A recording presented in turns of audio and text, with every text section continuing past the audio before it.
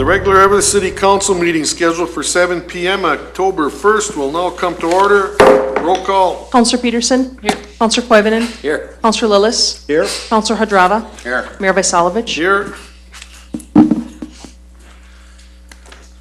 Approval of the minutes of special city council meeting September 13th, council workshop September 17th, and council meeting September 17th, and special city council meeting September 24th. Have a motion that we approve the minutes of these 4 meetings.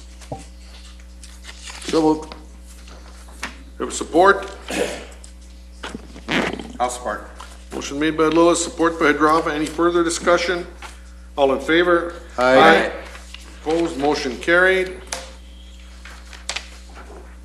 Item D, approval of agenda. I'll make that motion with the addition of number 12, joint powers agreement with Gilbert for cooperative police personnel.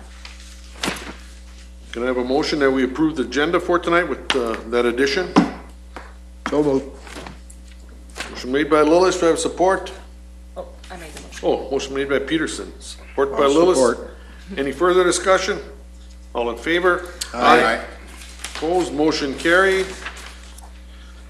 Under appointments, presentations, make a motion that we reappoint Mary DeBevick to the Police Commission for another term.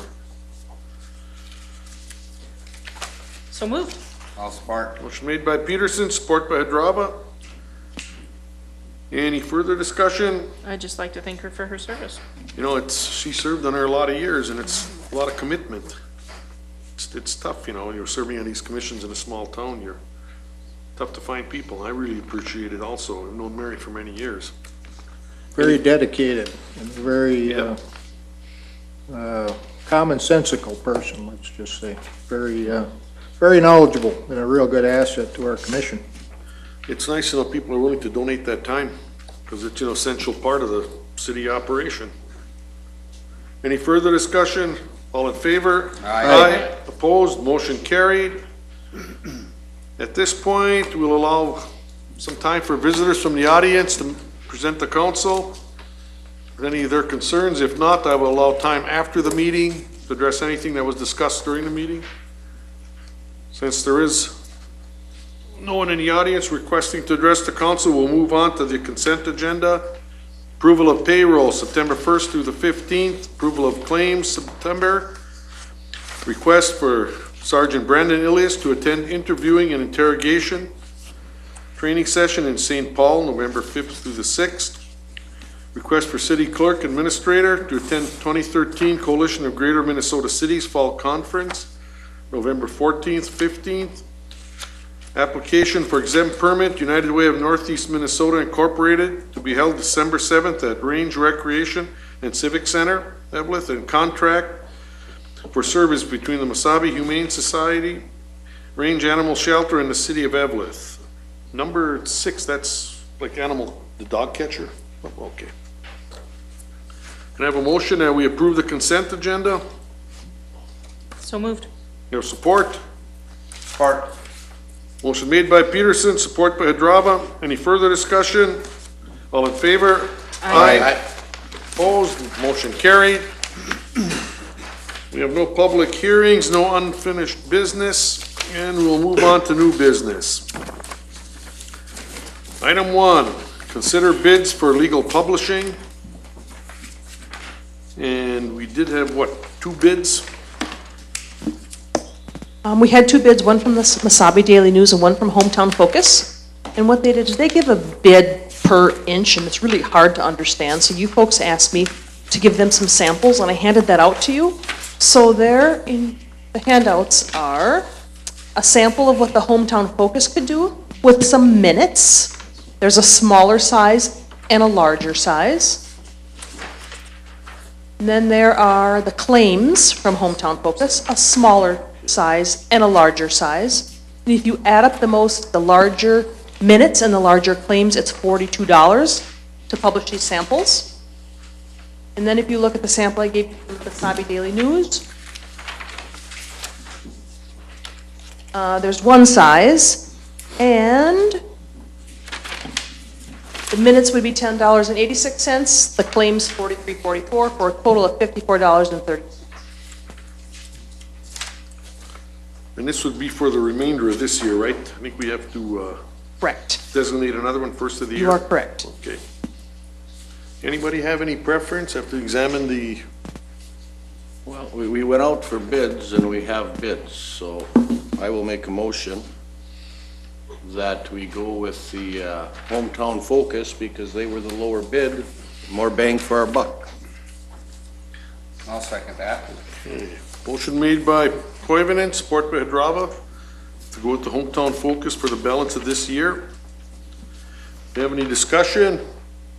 If not, all in favor? Aye. Opposed, motion carried. Number 2, accept retirement notice from Cynthia Hadrava, utility clerk. Cynthia's been here a long time. And when is the official? I'd ask you, but. I have no clue. Her last day will be Friday, November 15th. Okay, So I'll make the motion to accept this retirement and with a letter of thanks and all of the paparazzi that we can provide for that. do I have a support to that motion? Support? Motion made by Peterson, support by Lillis. Any further discussion? We're getting to the point here. We got a lot of long-term employees for the city. We've had quite a couple last year. Yeah, a lot of knowledge walks out the door with her. Well, I guess it's the third one this year. I figure all them years of experience. Takes a while to make that up. Any further discussion? All in favor? Aye. Opposed, motion carried. Item number 3, resolution authorizing the city of Evelth to make application to and accept funds from the IRRB Public Works Grant Program for an assisted living expansion at Evelth Health Services Park.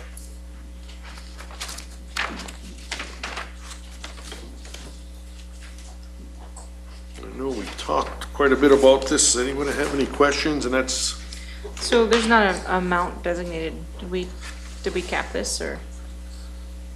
So these grants are due October 15th, and a bulk of what's in the application is coming from EHSP Inc.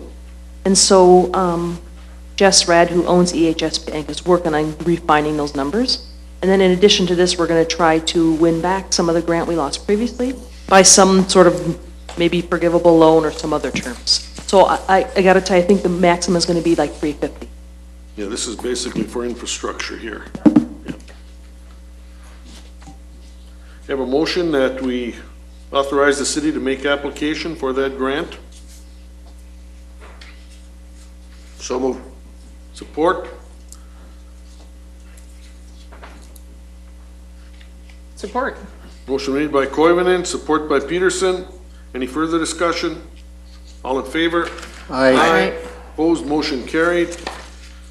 Resolution authorizing the city of Evelth to make application to and accept funds from the IRRB Public Works Grant Program. So moved. Motion made by Koivunen, do I have a support? Support. Support by Hadrava.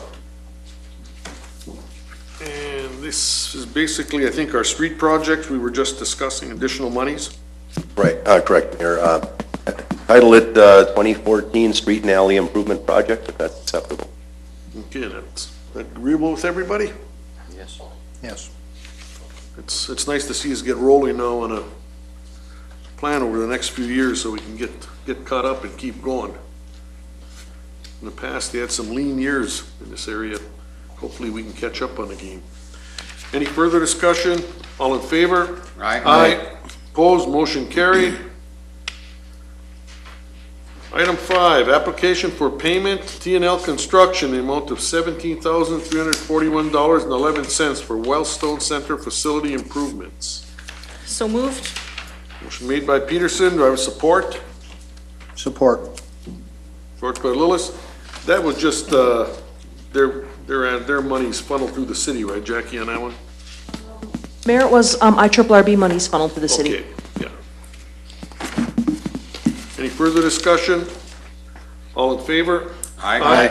Opposed, motion carried.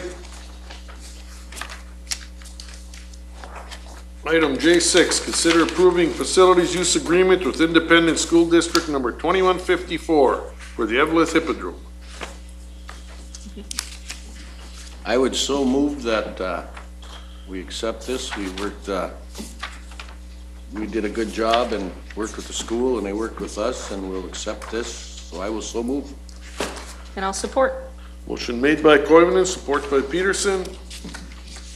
Any further discussion? It's a long-term agreement, locked in for several years, which is kind of nice. It is, it's, every year you go through the same thing. A little difficult, it's nice to get these long-term, then you can do a little better planning. All in favor? Aye. Opposed, motion carried. Consider authorizing city engineer to proceed with engineering field work and design for services for 2014 street improvement project. And just, Mike, you kind of just reiterate what we were talking about so everybody. Sure. Should I cover the areas? Yeah, why don't you just, Okay.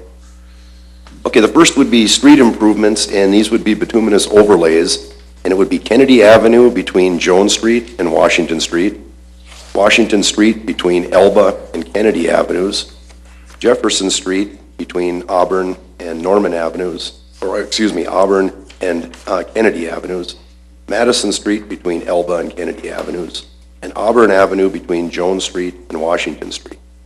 In addition, a add alternate would be included in the bidding documents for a bituminous overlay of Norman Avenue between Fail Road and Jones Street. The alley portion of the project, these would be total alley reconstruct projects. The first alley would be the alley east of Grant Avenue between Jones and Jackson Street. The second project would be the alley west of Grant Avenue between Jones and Jackson Street. The third alley would be between Central Court and Adams Avenue, north of Cleveland Street.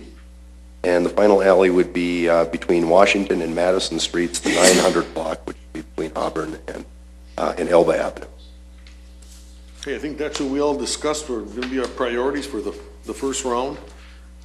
And for the audience information, the reason we did it this way is the most cost-effective, kind of batch the streets in the same area. And the next year, I think we're moving to the other side of town to do a group of streets that way too.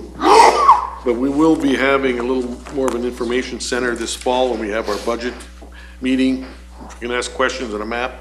And I think we do have that map in the city hall lobby, don't we, Mike? Yes. It'll be posted in the law. Okay, I have a motion that we do authorize the city engineer to proceed with engineering field work on these projects. I'll make that motion. Motion made by Hadrava. Do I have a support? I'll support. Support by Koivunen. Any further discussion? All in favor? Opposed, motion carried. Item number 8, application for payment for 3D concrete and construction in the amount of $57,813.12 for Northside Park skating track construction. Have a motion that we pay 3D. So moved. You have support? I'll support. Motion made by Lillis, support by Koivunen. I see that thing's really moving along. Yeah, I'd like to say that, the guys have done a great job down there, and it's coming along good, so, they're doing good. It looks, it almost looks done. They did the landscaping and everything as they were working on it. Yeah. It does look really nice. Real nice When they addition. cut the windows out, that's when reality is close Yeah. out. It just compliments that park. The city made, an investment in there, and from what I hear, it's gonna be a busy place with that new shack and the new boards. No, they're doing a great job down there. Yeah, those are the fun projects. See those. Any further discussion? All in favor? Aye. Opposed, motion carried. Number 9, consider establishing specific departments within the Public Works Department. Mike, have you worked with the union on this too? Or? Yes, over the last several months, in fact, well, actually going back to the year 2000, I think is when this all started. But as I outlined in the memo, in the agreement with AFSCME, it says specifically in there that overtime callouts will be done by seniority, by department. There have been some members of the AFSCME union that feel that all the callouts should just be by seniority regardless of classification. And I think the problem that we have with that is, in many cases, you could be calling out several people first that have never worked in a particular area, and I don't think everybody agrees that that is the way to go. I think just a few. So this would be a point of clarification to establish these 6 sub-departments within the Public Works. Within each of these sub-departments, if we have a need for overtime, people in that department would be called out in the order of seniority first. If they were unavailable or we needed additional personnel, then we would go to these other departments in order of seniority to call people out. We think this will be the most efficient way and the fairest way for all those involved. Someone feels that they're not getting enough overtime, certainly bidding on another position in another department would be the way to resolve that. Our bottom line here is our goal is to call out the most qualified people to address a problem first. And so to clarify, staff have seen these lists and are comfortable with where their names fall in each of these? Yes, yeah. And we need to take action on this? Okay. So I'll make the motion. I'll support it. Motion made by Peterson, support by Hadrava. Any further discussion? All in favor? Aye. Opposed, motion carried. Item 10, consider changing Nancy Brisky's employment status from probationary to regular employee. Can I have a motion that we take Nancy off probationary status? So I'll make moved. that motion. I'll support. Motion made by Hadrava, support by Peterson. Any further discussion? All in favor? Aye. Opposed, motion carried. And number 11, introduction and first reading of an ordinance regarding banning the sale, possession, transfer, and manufacture of synthetic or alternative drugs. And I know, Tim, you've been working on this for a while. We talked about that to avoid a problem. Anybody have any questions or input on that ordinance? So as more chemicals are added, we can just add to this ordinance, or how would that work? We are one of several communities that are in a situation where this type of ordinance would ban the majority of those synthetic drugs that are out there right now. This isn't your typical ordinance per se, but I think it's taking a proactive approach by the city of Evelth to communicate to people from the outside and within the community that we will not tolerate synthetic drugs. And this is one avenue how to start dealing with those more on a civil matter than on a criminal penalty. I believe Mitch and I had talked about it today, and Mitch, you want to expand on that a little bit? Sure, because of the chemical nature of these substances and that, first of all, many of them, when they're put to their normal intended uses, actually are lawful substances, if they're used for their intended uses, but they're not being distributed or sold for that purpose with the type of situation you had down in Duluth. And then also, you run into situations where, there can be a slight adjustment in the chemical makeup, and basically what it leads to is trying to put into place an outright criminal ban on these types of substances, I think is still something that's very much up in the air in terms of the law and whether that's constitutionally enforceable and those types of things. Eventually, I think we're all hopeful that the state legislature or the federal Congress, of course, they got their own problems, but maybe at some point the federal Congress or the state legislature will weigh in on this and actually pass some sort of comprehensive legislation that would become part of the criminal code that would provide some uniformity across the board. But in the meantime, because this is a dynamic area of the law and there's a lot of uncertainty out there, I think in reviewing the different angles that municipalities have tried to take to address this issue, I think that this is probably, for now, the best that you can do as a municipality is not necessarily put it into the criminal arena, but make it a civil penalty. I think there's really two primary purposes to this ordinance as I see it. yes, you have a civil penalty and a fairly significant fine schedule there that law enforcement can impose these fines. But I think really the main thrust of this ordinance is that, number one, as the chief said, you're putting a very clear statement out there to folks who are coming into this community that these types of substances are banned in this community and that we have an outright ban. Second of all, there's a provision in the ordinance that allows law enforcement that when they come into or when they encounter these types of substances in the community, they can basically take them as contraband. And so what we're able to do there, and granted, at some point that could be subjected to some sort of a legal challenge, but in the meantime, it allows our law enforcement officers under the power of an ordinance to actually seize this stuff if they encounter it. And that is very effective and, is a overall benefit to the community by removing these substances from the street. So I think for now, this is the best we can do. This is what other communities in the area are using, this Proctor model ordinance that was passed in the city of Proctor.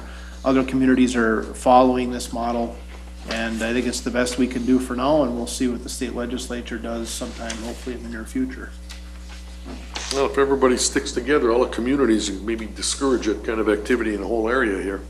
Because I've heard of a few other cities that are gonna be doing this in the meetings coming up. Can I have a motion? And one other thing too, I think the communities where this has not become a presence are really trying to get these ordinances on the books. Because, with the last place on earth shut down in Duluth, and the amount of money that can be made in this, I mean, you look at the amount of money somebody can make in this business venture. I think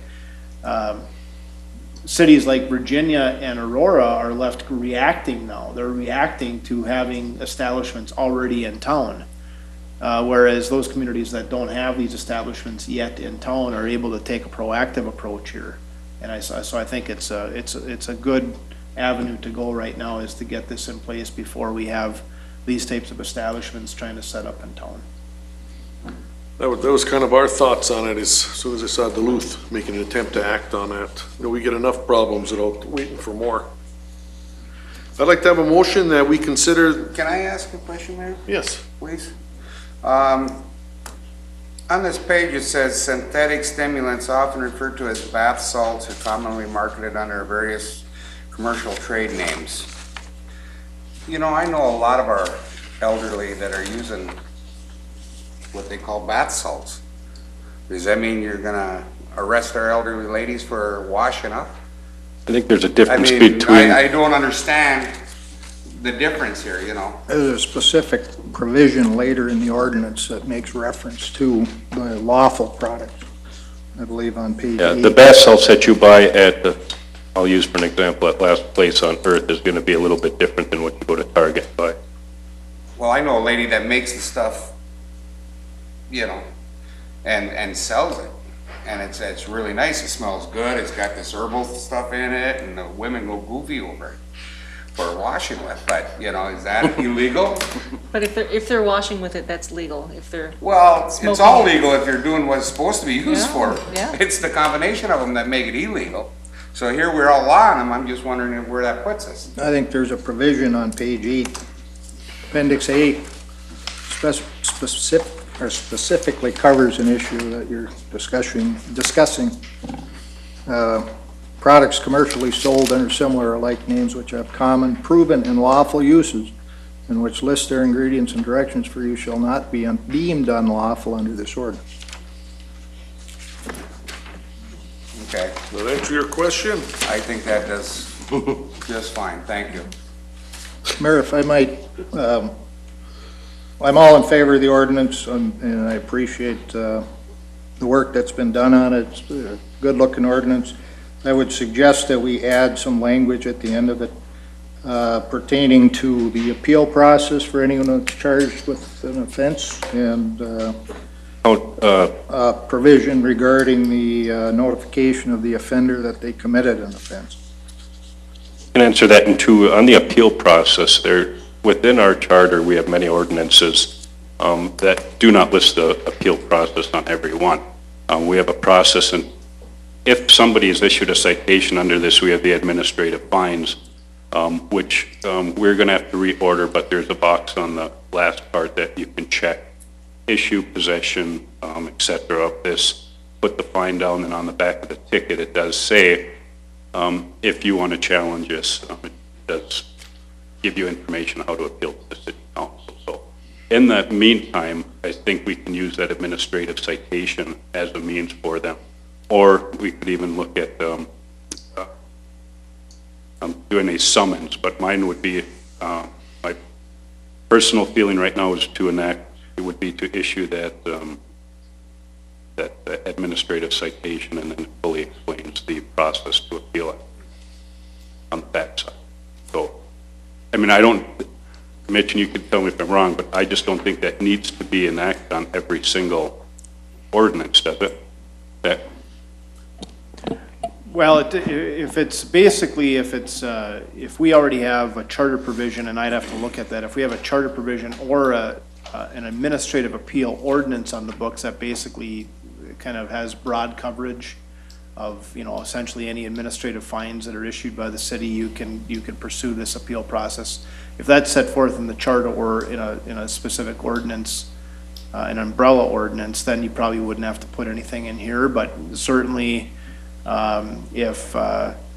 if we don't have that type of provision, this is the first reading, so. and we do have two more readings before we can also add. One more reading, but we, one. we could, certainly before the next reading, we could insert an appeal provision, simply saying that, similar to other civil penalty ordinances, in the city, that if you're imposed this time of a civil offense, that you do have appeal rights to the city council. And I think we actually had one of those. Didn't we have one years ago? Correct, yeah, and that was, we have spelled out particularly in the animal ordinance, I know. Yeah, that's, And we've run into problems over the years with, we do have an umbrella ordinance regarding civil penalties, but that's not updated and has not been updated for quite some time.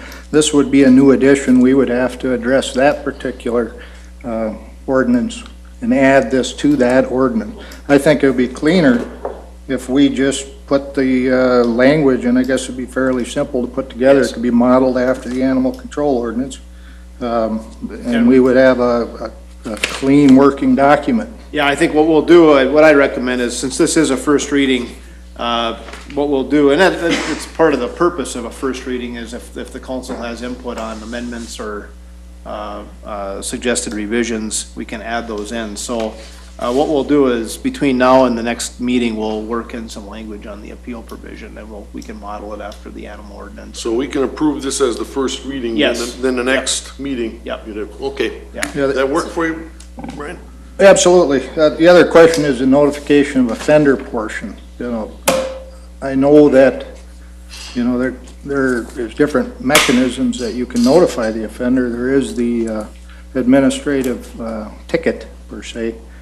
But unless we specify the fashion that, we're either hand delivering it or we're delivering it by certified mail or whatever the case we choose to do, we need to have a mechanism to, refer to for all cases of this type so that they're all the same. And it'll be, again, just like the other portion, it'd be simply handled on the front end of the ordinance where we could write the language in and it would be clear from this day forward, or from the date the ordinance is enacted forward, just what is to be done and what the offender has the right to do if they are charged.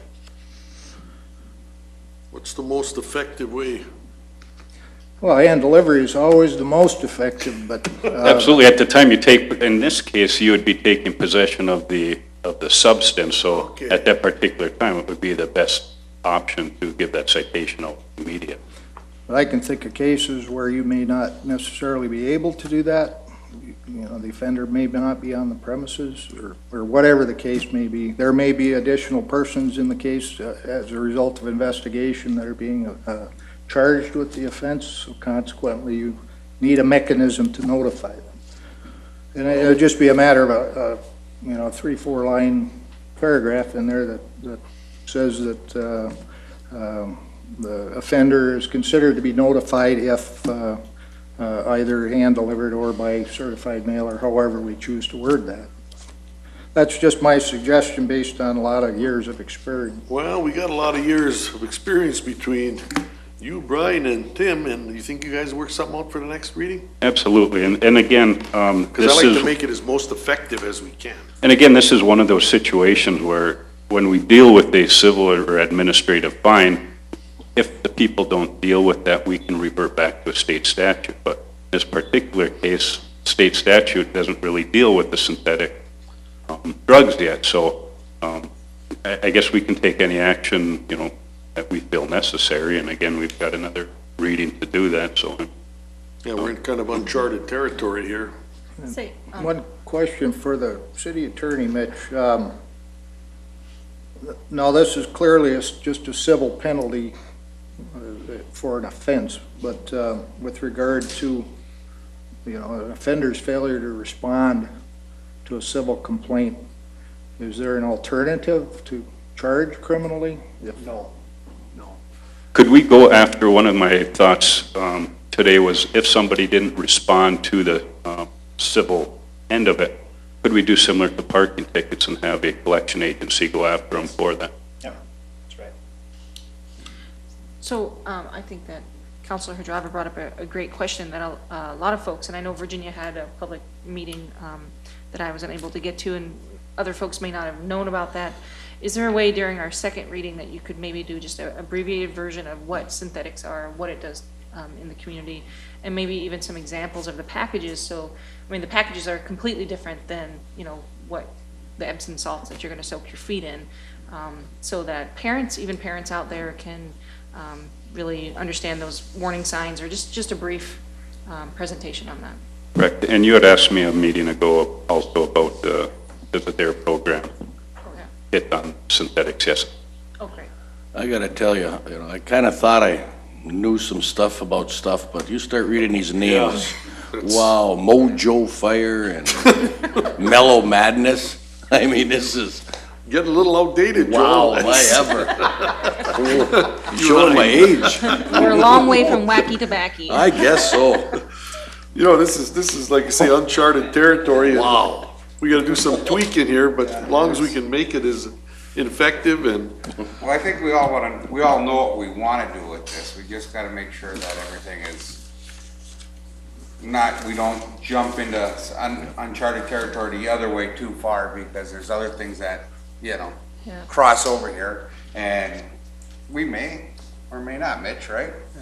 Do this for nothing. If the Yeah, federal and the right. state But at least you're- conduit don't work, then Yep.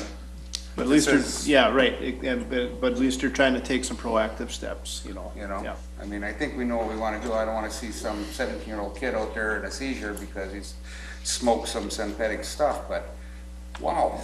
And, you know, and that's the thing too, is if, you know, I mean, even if by putting this ordinance in place, it gives your law enforcement people a little extra teeth and authority, that if they see something happen and they're able to seize that as contraband, they suspect that it's clearly gonna be something that's, the way it's packaged or what have you is gonna be distributed, and they're able to seize it and take care of it and prevent its distribution. You know, if it can prevent one of those types of occurrences from happening where some poor kid gets, you know, seriously ill or injured from it, I mean, it's worth its weight in gold if that happens, you know. Well, I'll make the motion for the first reading. Second. motion made by Peterson, support by Hadrava. We gotta do some tweaking for the next Yeah. meeting here. Any further discussion? All in favor? Aye. Opposed? Motion carried. And item 12, approve a joint powers agreement between the City of Evelth and City of Gilbert for, what is that? How should I word that?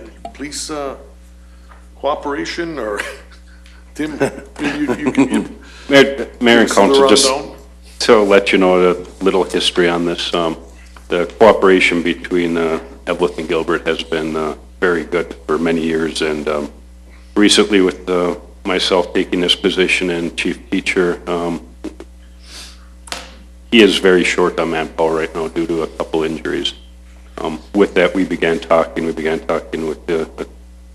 Mitch in reference to a joint powers agreement. which would allow our officers to assist Gilbert when they're short of manpower and vice versa.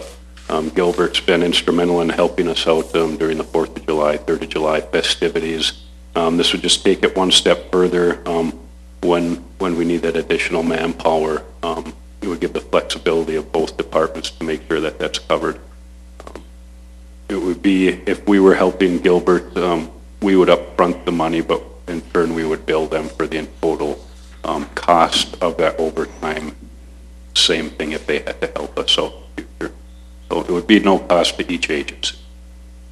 And these would be extra shifts, so our coverage would still be the same amount of coverage. These would be officers that are off duty here, on duty there. Correct. And any open shifts, obviously, ours are taking precedence and making sure our coverage is there. But it would help them out tremendously at the present time. And I talked with Attorney Brunfeld, and we could get something probably enacted by next week. In terms of action, if the council's inclined to do this, I think it can be an arrangement that will have mutual benefit to both cities at certain times. Law enforcement is one of those activities and jobs where, they do get into situations where they get injured and you get into the middle of a domestic dispute and you're trying to, put somebody under arrest and it's a physical situation. Police officers get injured and so I think there can be some long-term mutual benefit here. And so I think what we talked about was to get this in place.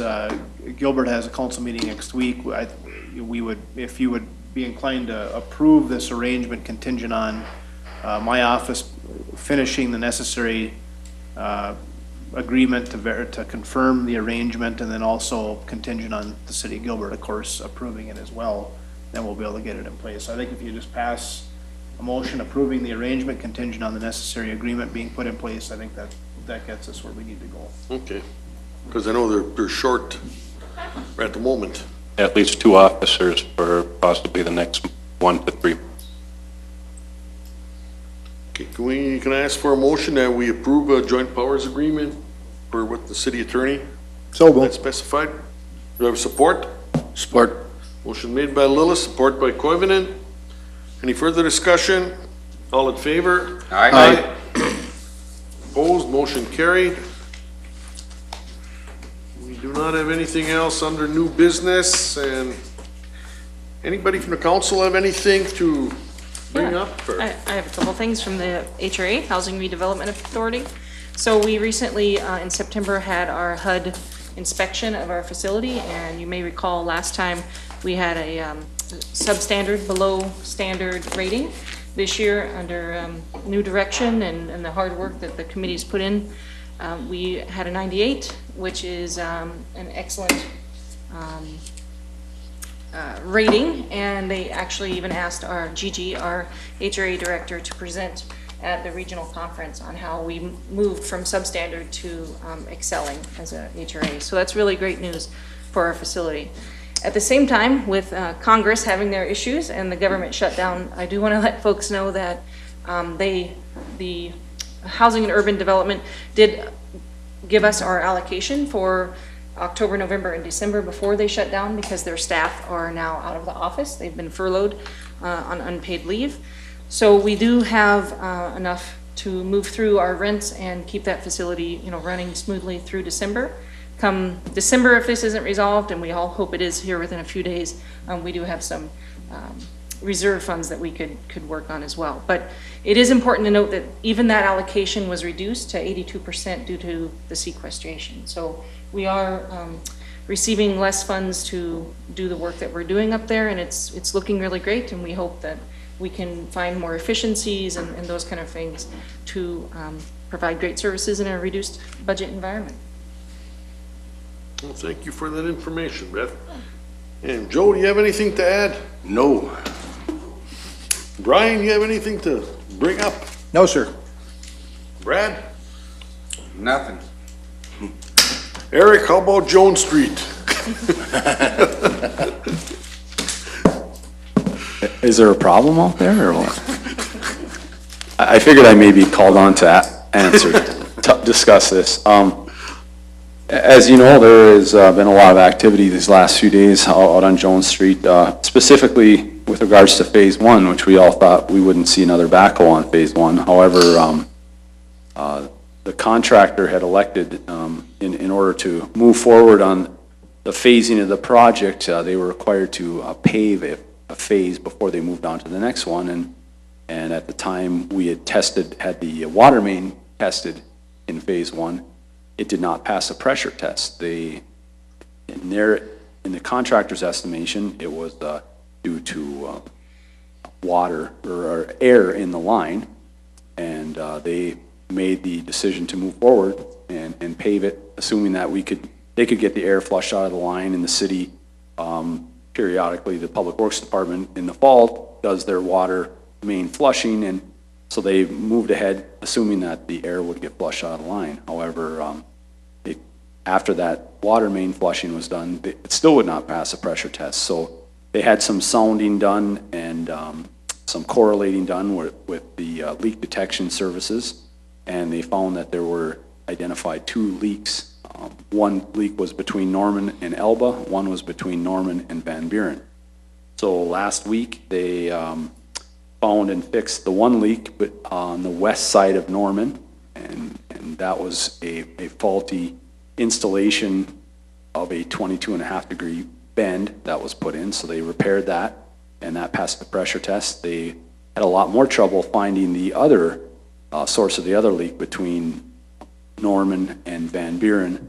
They did, however, find that this afternoon, so that was good. It turns out it was a fault. It appears to be, and the contractor is going to, they removed the entire segment of pipe. It looks like it was a faulty segment of pipe that was put in. There was a crack along the top of the pipe, and it does not appear that it was damaged during the installation. However, it may have come that way from the factory, potentially. That's something that the contractor and their water pipe supplier will have to work out. So as of coming into the meeting here this evening, they were performing the pressure test on that last segment, and we anticipate that will pass a pressure test, and they can get that compacted and backfilled and buttoned up prior to the final wearing course paving going on. So one thing that I will say is that, you know, all this work does not cost the city of Evelth or the county any additional money other than delays and inconvenience to the residents. I mean, and it's quite unfortunate, but it was a calculated risk that the contractor made, and, you know, it didn't work out for them. So they are, you know, to their credit, they're manning up and they're taking care of it, and it is unfortunate, and it's too bad that they move forward, but you know, they have a completion date of this Saturday, and whether or not they hit that completion date, it'll be up to the county to determine whether or not to administer fines, liquidate damages at that point. So I'm just happy that they did find the leaks now, and hopefully they can get those corrected. I think they will. Like I said, one was corrected for sure, and hopefully the other one, I'll find out tomorrow whether or not that was corrected. So I guess if you had any specific questions, I could certainly try to address them regarding the water leaks. You might be kind of psychic, because somebody's asking why they're digging the street up again where they fixed it. Yeah. I wasn't aware of that, just somebody asked me, and I said, I have no idea. Yeah, it's been quite a trial, and I'm sure for the contractor, you know, as well. But, you know, everybody involved, I know Public Works Director Wisco and my inspector and myself, you know, well, we can sit and say, well, it's not our problem, it's the contractor's problem to correct, and that's true. It, you know, it impacts all of us as well, and obviously impacts the residents. I mean, if I lived on Jones Street and had a brand new street, you know, and paved, and then you see them digging it up again, you know, it is discouraging, and it's delays, and it is frustrating for the residents as well. You know, with that standpoint, I guess the nice thing is it's, you know, it's the responsibility of the contractor to ensure that it passes the pressure test, and they're working toward that end. So. Well, that's good, because that is just a huge project for this town. Yes, there's any other questions. With regards to the remainder of the project, they did get Phase 3 paving. Remember, Phase 3 is from Adams to McKinley. That paving was done today, and my understanding is they're going to be doing the milling tomorrow on Phase 4, which is Douglas to Adams, I believe, and then they'll be looking at doing some paving on that segment on Thursday as well after the milling. So, or tomorrow, even after the milling, one lift, and then paving fabric and paving on this Phase 4 on Thursday. So there's going to be a flurry of activity this week on Jones Street, and they were, my understanding is they're intending to put the final lift on the entire segment later this week, and may go into next week, depending upon. Coming to the end of the trail there. Yes, It's gonna be yes, nice when it's done. it will be. And that final coat, just for folks at home, that final coat will go up to the same level as the side streets, for instance. That's correct. Okay. Yep, yep. Mike, do you have anything else to add? Just two quick items. Of course, we're in the second week of our 4-week refuse collection at the city garage.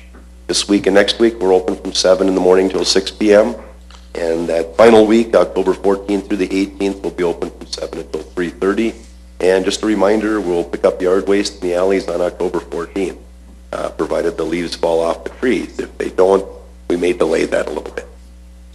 The other item I had was over the last couple months, from time to time, Public Works personnel have been working on rebuilding the number 9 tee box and adding a new number 9 tee box behind the existing at the golf course. And we've been hauling soils, mixing the right concentrations of sand and black dirt, and that was placed and final graded last week. Tomorrow we're going to be sodding.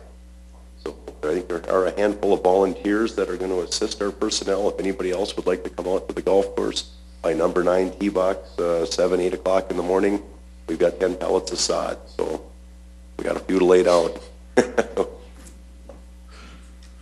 Getting everything ready for the snowfall, eh? Yeah, hopefully, it sounds like we might get some rain toward the end of the week, which would be perfect for that fresh sod.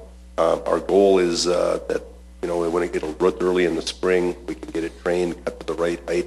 We're certainly hoping to be playing on it by June next year. Okay. Tim, do you have anything else to add? We covered a lot of ground tonight. I just want to remind the residents and visitors to our community that calendar parking is now in effect. Our officers passed out 168 warning tickets last night, so just keep aware. Those orange little cards aren't going to last forever, so try to be compliant here in the future. Jack, do you have anything to add? Mitch, you got anything for us? Nothing more from me, Mayor. I really don't have anything much to add, other than our projects are finally coming to fruition here. I'm getting ready for another winter, but if anyone from the audience has anything to bring up at this time, if not, then I'll adjourn the meeting. Thank you all for coming.